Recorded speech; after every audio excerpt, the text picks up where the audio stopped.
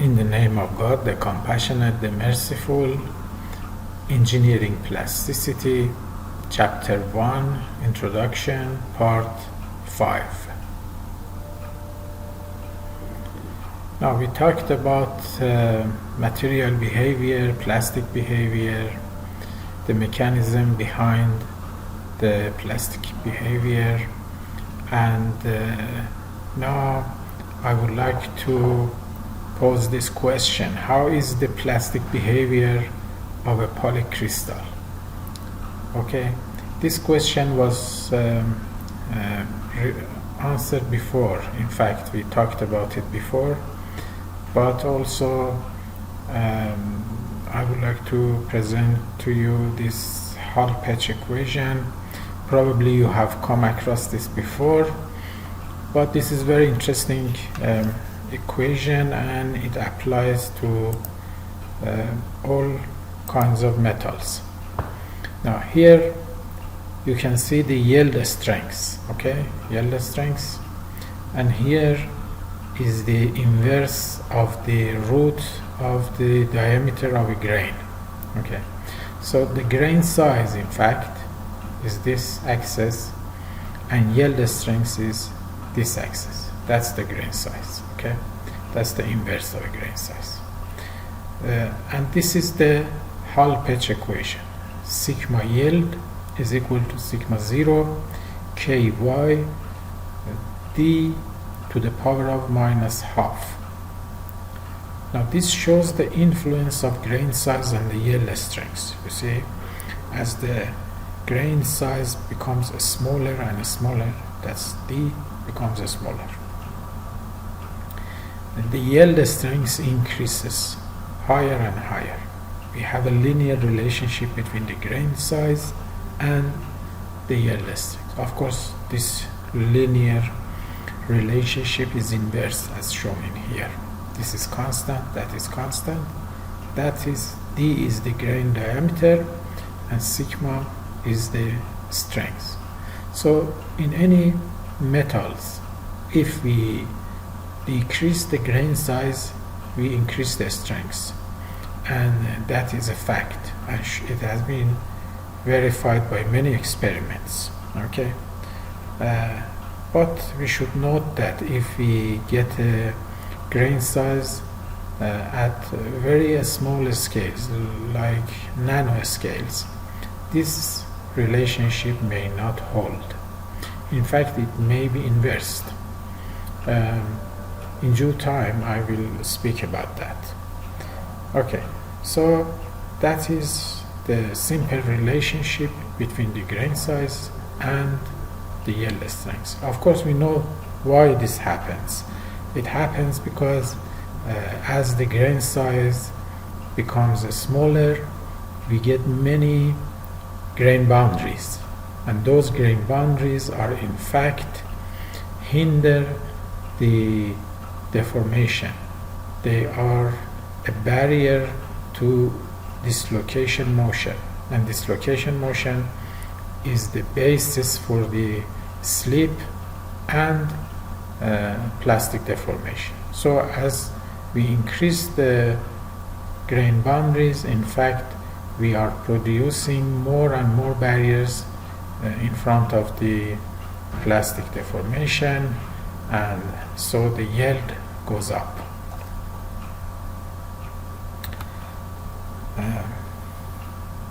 Okay, then let's see here again, go back to the stress strain curve as shown here.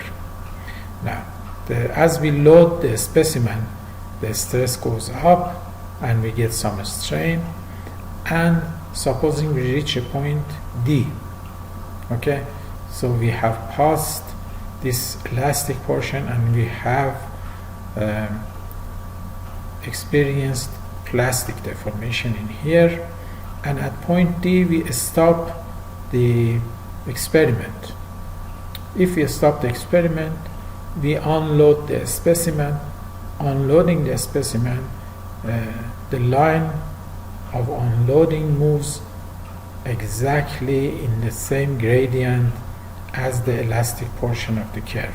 So it unloads parallel to the elastic portion. The reason is that this plastic portion remains, in fact, in the specimen. It is a permanent deformation. So the plastic deformation remains, that is the plastic deformation. The only thing which is recovered is the elastic strain. And of course, elasticity is this part. And elasticity depends on the atomic boundings. And when we go to the plastic deformation, the atomic boundings are not destroyed or are not broken or anything. They remain in place. So when we unload, the load is gone to zero and the elastic strain is recovered. So from here to here we have plastic deformation, here we have elastic deformation. Now, if we load the same specimen, okay, this is specimen which we have loaded here, unloaded here, again when we load the same specimen from zero, again we get the elastic deformation and then plastic deformation. Note that in this time we don't come to this point when we load the specimen, okay? We pass this point. What point is that? That was the initial yield point. So we go to a higher yield point, sigma y1. Therefore, sigma y1 is greater than sigma y0. It means that as we load, unload, and load again, we get some strain hardening. It is called strain hardening. The material becomes harder. The strength is increased. Okay? Why this happens? Here we have shown some grains under microscope. Supposing it's a metal under microscope, and this is one grain, this is another grain, and here is another grain. These lines we have shown here are dislocations. Okay, we usually show dislocations, edge dislocations by an inverse T. Okay, now these inverse T are oriented in different direction because this is what happens in real materials. Supposing these grains are shown here before dislocation, and if you look at it under the microscope, we will see the edge dislocation like this. They are dispersed all over the area. Now then, after deformation, now this is before deformation, now after deformation is at point D. So at point D, dislocations arrange in different ways. What happens to these dislocations? You see, here they are lined up. We say pile up. They pile up along a direction. And also dislocation entanglements. You see, different directions, they cannot move. They entangle in here. Okay? So we have dislocation entanglement and we have dislocation pile up. Why pile up happens? Because of this boundary, grain boundary. Okay, dislocations move, and at the grain boundaries they need higher energies, so they stopped. They are stopped by the grain boundary. That's why the pile up forms. So, and entanglements also, they move in different directions and entangle with each other. So it means that if we want to move dislocations further, we need to apply more force. So here you see, for the movement, further movement of these dislocations, you have to increase the stress to sigma y1. That's why the yield stress or yield strength increases after plastic deformation.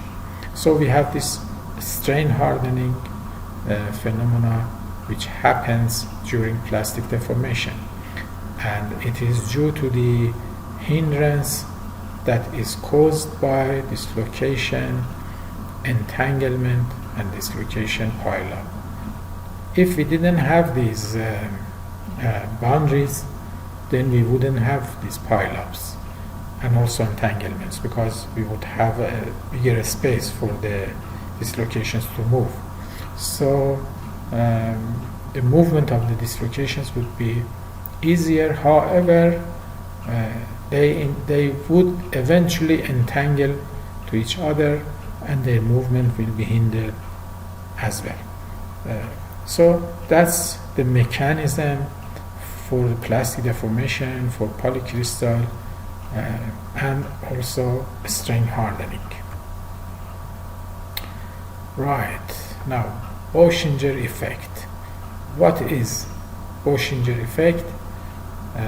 Bochinger effect usually occurs when we load a specimen in tension and then we unload it to zero, and then we load it in the opposite direction in compression. So tension, unloading, compression, unloading, tension again. Here you can see that when we load it in tension, we get y prime. Y prime is the yield strength when we load in tension. But when we load in compression, the yield strength is y second. That means that this yielding in compression is smaller than yielding in tension, and we call this hysteresis loop. So why this happens? Why this happens? Why the yield in compression is smaller than yield in tension when we load the specimen consecutively? Okay, like that, tension, compression, one after the other. This becomes smaller than that. Why is that? I have asked this question as in the first sheet that I have uploaded in the eLearn system, and I would like you to answer this question. Okay, you have to search a bit and see what is the reason for this effect. Now, another phenomena that we mentioned is anisotropy. What is anisotropy? This is a microstructure of a probably metal plate, and it is before deformation, and that is after deformation. What is the difference between these two microstructures? As you can see, the grains here, we call it equiaxed. Of course, we see the picture of grain in a plane in here. So just the cross section of the grain we see in here. But the grain is like a three-dimensional object. It is not a sphere, but we call it equiaxed because equi means equal, ax means lines in different directions.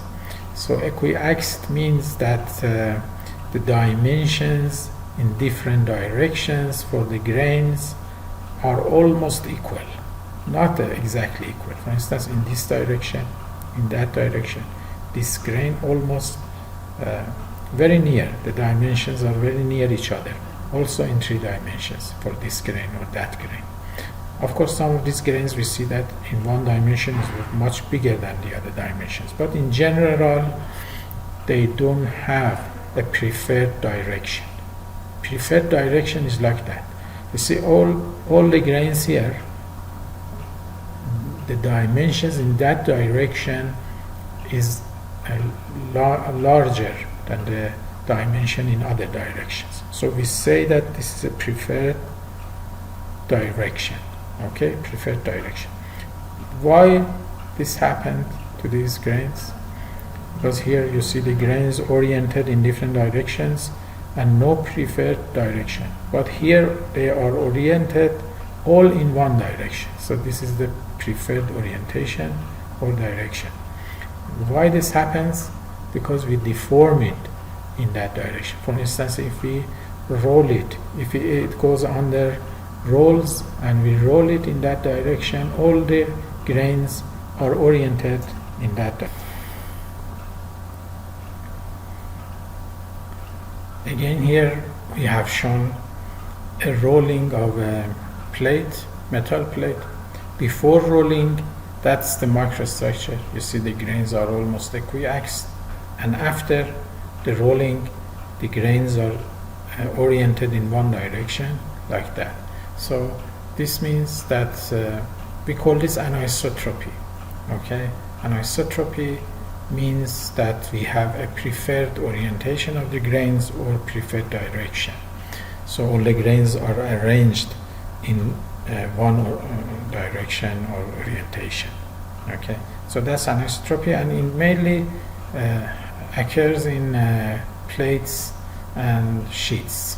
Okay, and what it causes some problems when we, for instance, want to produce deep drawings, cups, and shapes like that, because this orientation in one direction means that we have the material properties will vary in different directions. For instance, in that direction we have one strength, and in the other direction we have another, and perpendicular to the plate also in that direction we have another value for the strength of the material, or yield strength, or ultimate strength, or whatever. Okay, so that's what happens with the anisotropy. Now, what kinds of plastic deformation are there? Okay, basically we say that there are two kinds of plastic deformations: ductile and brittle.